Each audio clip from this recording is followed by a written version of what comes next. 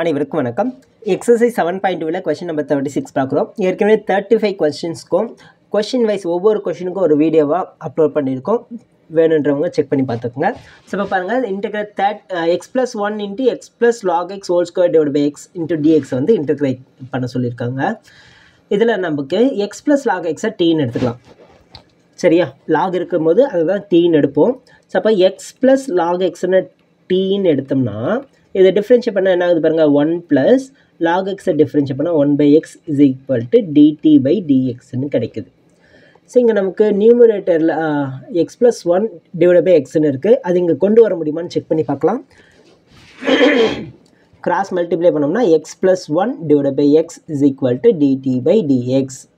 So இந்த dx இந்த பக்கம் கொண்டு வந்துடலாம். எக்ஸ் plus 1 into dx divided by x is equal to dt. So x plus 1 into dx divided by x is equal to dt. So இப்போ இது எல்லாத்துக்கும் சேர்த்து dt அப்படின்னு எழுதிக்கலாம்.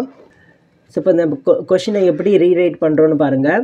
Integral, so x plus 1 divide by x into டிஎக்ஸ்க்கு பதிலாக dt அப்படின்னு எழுதுகிறோம். X plus log x whole ஸ்கொயருக்கு பதிலாக டி ஸ்கொயர் அப்படின்னு எழுதிக்கிறோம். இப்போ இதை இன்டகிரேட் பண்ணுங்கள். T cube divide by 3 plus சின்னு கிடைக்கும்.